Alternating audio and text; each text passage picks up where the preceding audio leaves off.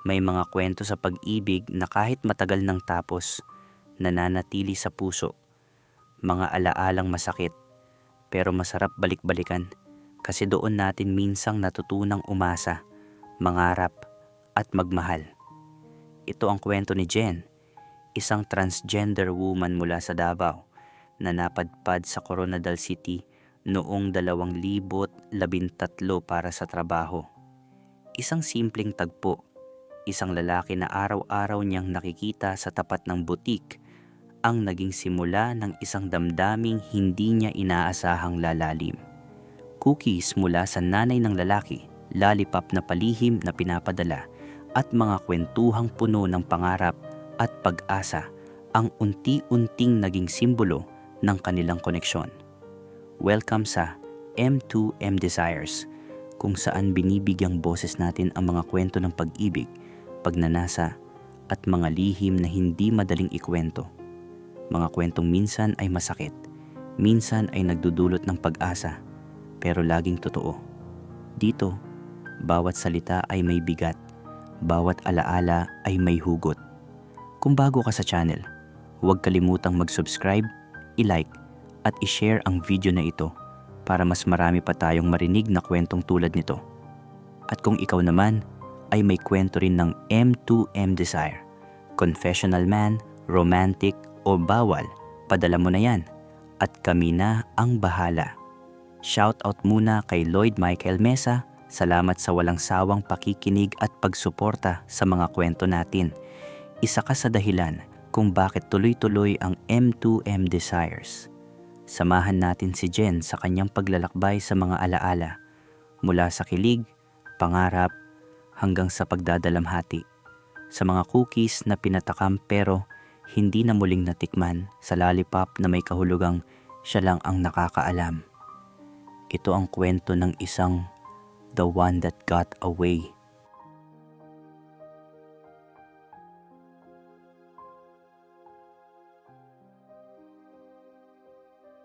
May mga taong maswerte at nahanap agad nila sa isang iglap lang ang taong para sa kanila.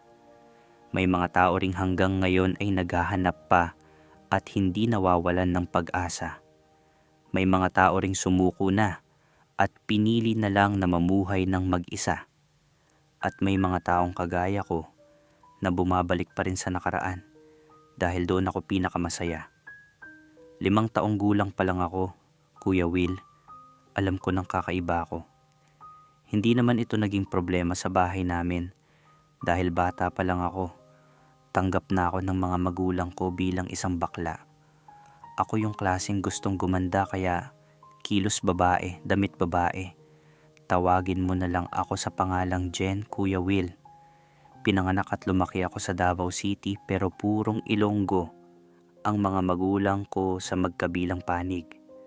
Taong 2013 nang ma-assign ako sa Coronadal City, South Cotabato, Kuya Will, dahil nauunawaan ko at marunong akong magsalita ng Ilonggo. Hindi ko lubos na akalain na mamahalin at babalik-balikan ko ang lugar na ito. O ano, ready ka na ba mag-impake ng gamit mo? Tanong sa akin ng boss ko. Mag-o-open kasi siya ng bagong branch ng boutique at kailangan niya ang expertise ko dahil matagal na rin ako sa trabaho ko. Hindi ba ako maboard doon? Tanong ko sa amo ko. Hindi, kasi malapit yun sa isang sikat na university doon. Yung commercial building na kahilera lang sa gate ng main campus. Okay, mag-iimpake na ako mamaya kasi nagkapagpaalam na rin naman ako. Kaya pumayag na rin akong madestino doon.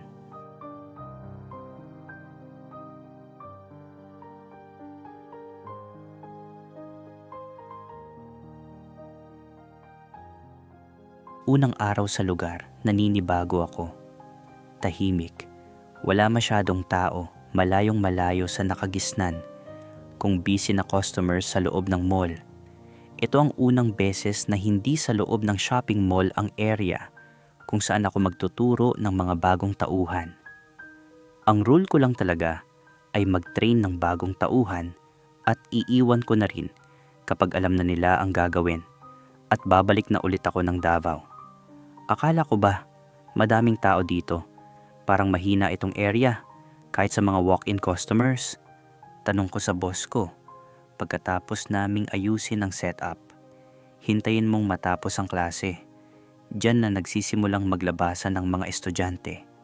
Sabi ng boss ko, habang nakatayo ako sa main entrance ng store. Kuya Will, sa kalayuan, tanaw na tanaw ko ang isang lalaking nakatayo. Tumitingin sa mga nagdaraang sasakyan. Naghihintay ng tamang tiyempo para tumawid.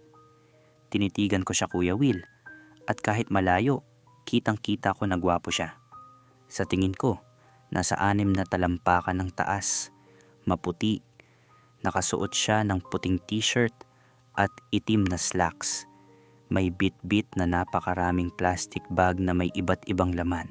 Palapit ng palapit sa akin habang tumatawid hanggang sa dumaan siya sa harapan ko at pumasok sa pinakaunang pwesto ng commercial building. Para akong estatwa na tulala sa pagkakatayo. Hindi ako naniniwala sa love at first sight, pero nung mga sandaling yon, ewan ko ba, kasi nung dumaan siya sa harap ko, parang nag-slow motion bigla ang paligid ko. Natauhan lang ako nang lumapit sa akin ang amo ko at sabihin niyang, sabi ko sa'yo, hindi ka maboboard dito kasi nga ang daming gwapo dyan sa campus. Ang sagot ko lang sa kanya ay crush ko na yun at feel ko makikilala ko yun at malakas ang feeling ko na hindi straight yun kasi may pamaypay siya sa likod ng bulsa niya.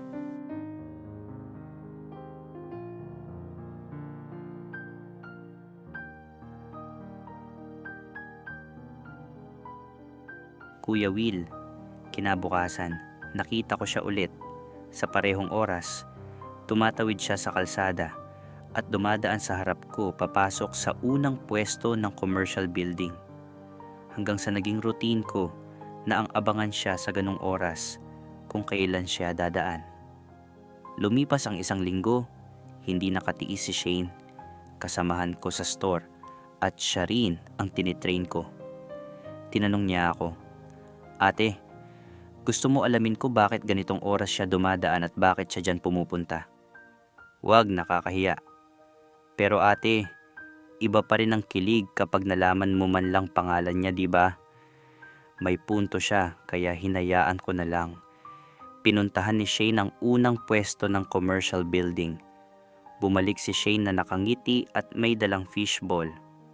Ate, Nasi daw ang nickname niya. Shortcut lang yon sa full name niya, Kuya Will. At sa kanila pala yung unang pwesto rito.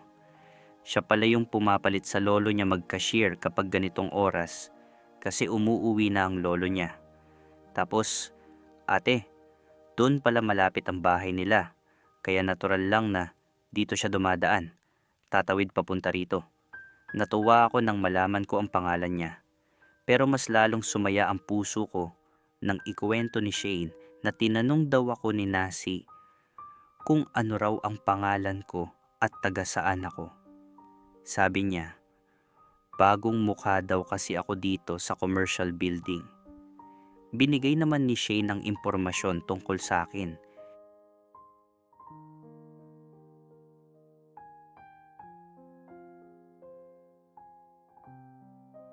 Dumaan ang ilang buwan, Kuya Will, at nagkaroon na kami ng circle of friends. Dati, kontento na ako na makita lang siyang dumaan sa harap ng store namin habang malayang pinagmamasdan ko siya. Pero ngayon, may mga kaibigan na kami na pareho naming kilala at alam na ng lahat na gusto ko si Nasi. Nahihiya pa rin ako sa kanya, Kuya Will, lalo na sa mala-arabo niyang kapugian. Sobrang bait ni Nasi. Ang hinhin ng boses niya kapag nagsasalita, sobrang magalang. At ramdam ko, mas lumalapit na rin ang loob niya sa akin. Kaso, pareho kaming ayaw gumawa ng first move at hindi ko alam kung bakit. Ang alam ko lang noon, may ex siya na laging dumadalaw sa store nila para makipagbalikan. Pero ayaw na raw talaga niya. Oo, Kuya Will, confirmed na ang una kong kutob, hindi straight si Nasi. Isang araw, dumaan siya sa store. Huminto siya sandali. Tapos iniabot niya sa akin ang isang pakete ng cookies. Jen, tikman mo pala ito. Sabihin mo kung masarap. Nag-bake kasi si mama. Tapos sabi niya, ipatikim ko raw sa'yo. Kasi daw alam niyang magaling ka magluto. Taste test yan bago namin ibenta sa store. Grabe Kuya Will. Kinilig ako ng sobra. Kahit ganun lang kasimple. Kasi kilala na pala ako ng mama niya.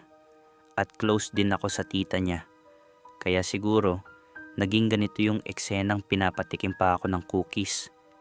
Minsan, kapag hindi kami busy, si Shane ang pupunta sa store nila. Tapos bibigyan siya ni Nasi ng lollipop para ipabigay sa akin. Napangiti na lang ako. Bakit lollipop? Ewan ko ba? Pilyo talaga si Nasi. Pero alam mo Kuya Will, lahat ng basura na galing sa kanya, kinokolek ko. Kagaya nung paper cup ng cookies, plastic wrapper ng lollipop, at kung ano-ano pa.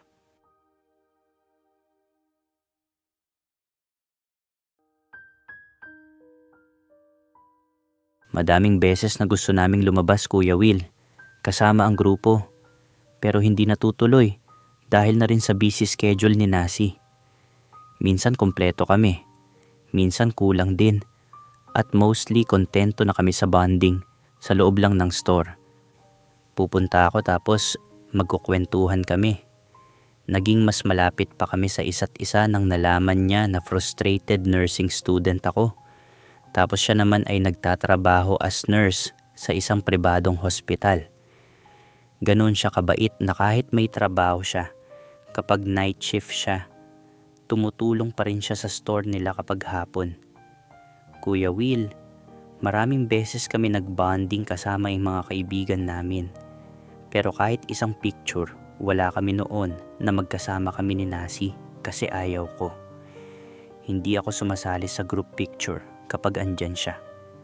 May moments pa na tinutokso kami mag-picture together pero ayaw ko.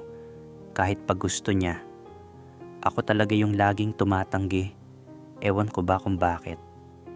Isang araw, nagkwentuhan kami sa loob ng store nila at seryoso yung kwentuhan naming dalawa. Tinanong niya ako, Jen, bakit pangarap mo talaga mag-Thailand? Kasi yun yung lugar na parang heaven sa aming mga trans. Accessible masyado ang hormonal pills doon. Tapos, walang gender discrimination sa workplace.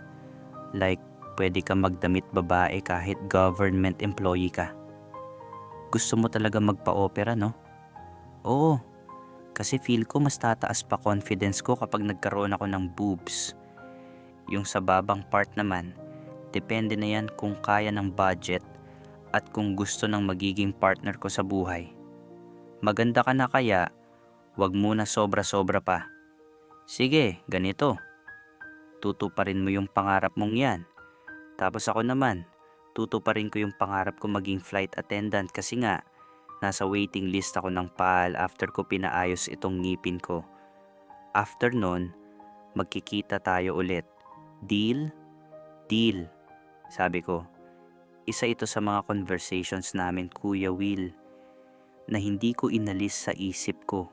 Kasi feel ko, ano kaya ang mangyayari after namin magawa yung pangarap na yon? Magiging kami na ba? Yung may label na talaga.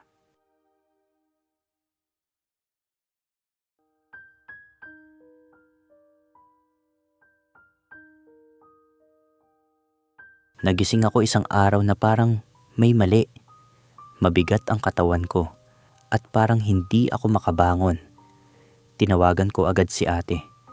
Medyo pabebe talaga akong kapatid, Kuya Will. Kaya kahit 6 na oras ang biyahe, pinuntahan niya ako. Hindi na rin ako pumasok sa trabaho noon. Dumating si ate bandang hapon. Sabi ko, magpahinga muna kami at lalabas na lang mamayang gabi. Natulog muna kami. Habang tulog ako, napanaginipan ko ang isang anghel na may hawak na tao. Lumilipad sila palayo sa akin. Nagising akong pawis na pawis, parang binangungot.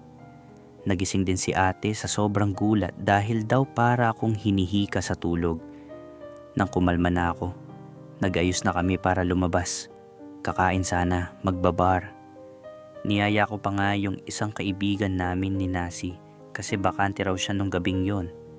Wala akong kaalam-alam na sa mga oras na yon, isinugod na pala si Nasi sa ospital. Bandang 3:00 ng madaling araw, binawian siya ng buhay. Aneurysm ang dahilan. Kaya pala ang bigat ng pakiramdam ko buong araw. Kaya pala parang may humihila sa dibdib ko. Iniisip ko, Kuya Will, yung anghel ba sa panaginip ko, siya ba yon? Kinuha na ba siya? Kinabukasan ko lang nalaman ng lahat. Lahat kami, hindi makapaniwala. Nang ibinalita sa akin, literal akong natulala. Wala akong nagawa kundi umiyak. Grabe Kuya Will, yung iyak na halos mag-breakdown ka na sa sakit. Dumalo ako sa unang gabi ng lamay kasama ang mga kaibigan namin. Pilit kong pinigil ang luha ko. Tinitigan ko siya sa loob ng kabaong mula ulo hanggang paa. Unang beses kong tumingin sa isang patay na hindi ako natakot. Unang beses kong hindi umiwas sa kabaong. Pero umuwi rin ako agad Kuya Will. Hindi ko na kinaya. Naiiyak ako ng todo. Pero ayokong makita ng marami. Gusto ko, ako lang ang saksi sa sakit na naramdaman ko.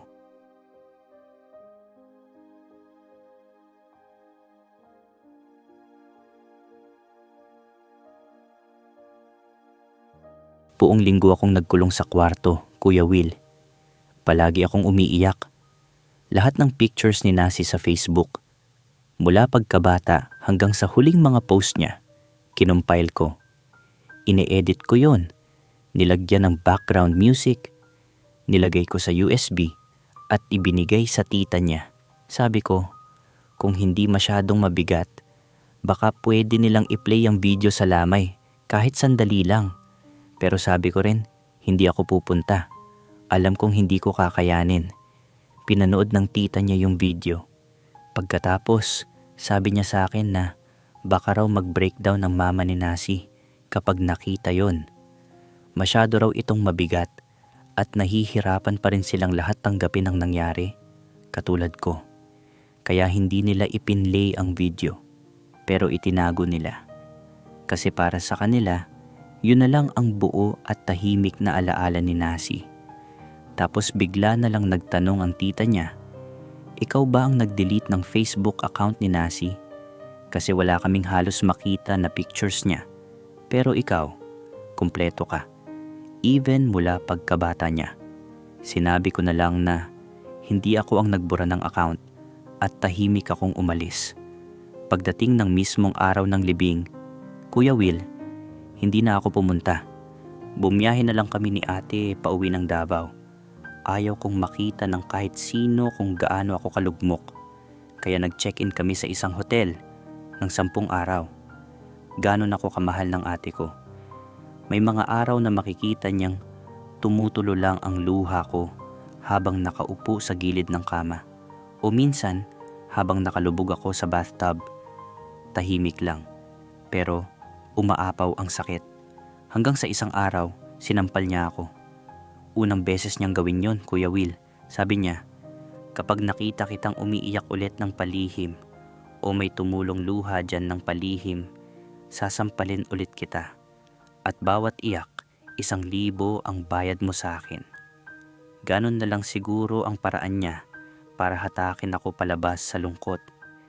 Ginawa ni ate ang lahat para aliwin ako. Nagbar kami gabi-gabi sa loob ng 10 araw. At sa loob ng 10 araw na yon, umuuwi ako sa hotel na sobrang lasing. Minsan, hindi na halos makalakad.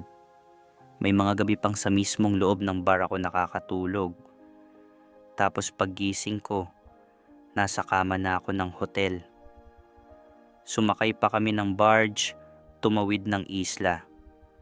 Sabi raw kasi ng matatanda, kapag nakatawid ka ng dagat, mas madaling makalimot.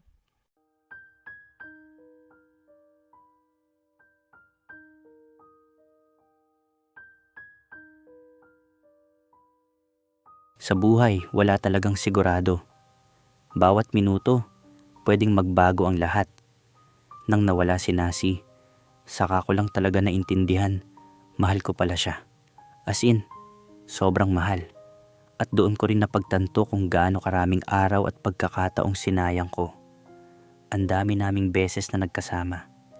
Pero nakontento na lang ako sa kung anong meron sa amin. Hindi ko sinubukang paabutin sa mas malalim. Sana pala, sinagad ko na. Sana pala yung mga imbitasyon niya na baka naging daan sa kung ano man sana para sa aming dalawa, sinubukan ko.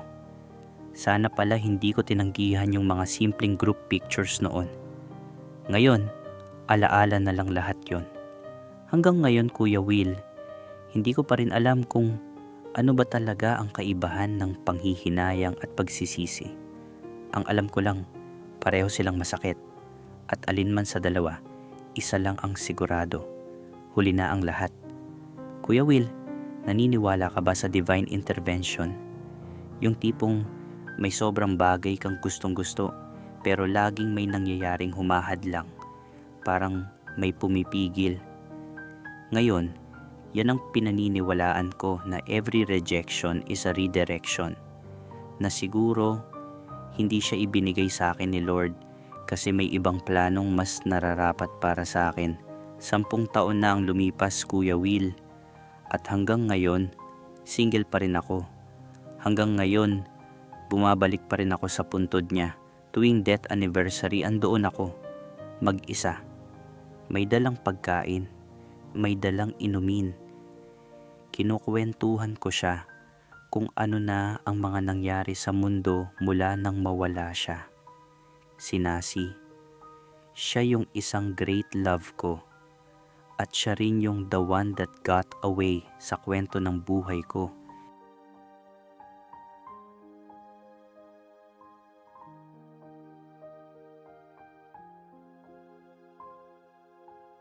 Ang kwento ni Jen at Nasi ay hindi lang simpleng alaala ng isang pag-ibig na hindi natuloy. Isa itong paalala para sa ating lahat na sa mundong puno ng bukas na lang, baka sakali, at huwag muna ngayon. Minsan, huli na ang lahat. Habang may pagkakataon pa, sabihin mo na, iparamdam mo na, ipakita mo na. Dahil tulad ni Jen, baka ang mga simpleng lollipop at cookies na akala natin ay walang halaga, yun pala ang mga bagay na tatatak sa puso natin habang buhay. Hindi mo kailangang maghintay ng perfect moment dahil minsan ang pagkakataong akala mo ay maliit, yun na pala ang huling beses. At kahit hindi naging kayo, kahit hindi natupad ang mga pangarap na sabay sana ninyong aabutin, may saysay pa rin ang kwento. Dahil ang tunay na pagmamahal ay hindi lang nasusukat sa happy ending, kundi sa lalim ng alaala na iniwan nito sa atin. Ikaw, may ganito ka rin bang kwento? May isang lollipop at cookies din ba sa buhay mo na hindi mo malimutan? Ikwento mo sa amin. Padala mo sa M2M Desires at kami na ang bahala. Baka sa susunod, kwento mo na ang marinig nila. Huwag kalimutang mag-like, mag-subscribe at i-share ang video na ito kung may tinamaan kang emosyon o alaala. At kung gusto mong magkwento ng iyong sariling M2M experience, confessional man, romantic o bawal, nandito kami para pakinggan ka. Hanggang sa susunod na kwento. Dito lang sa M2M Desires, kung saan bawat lihim may tinig.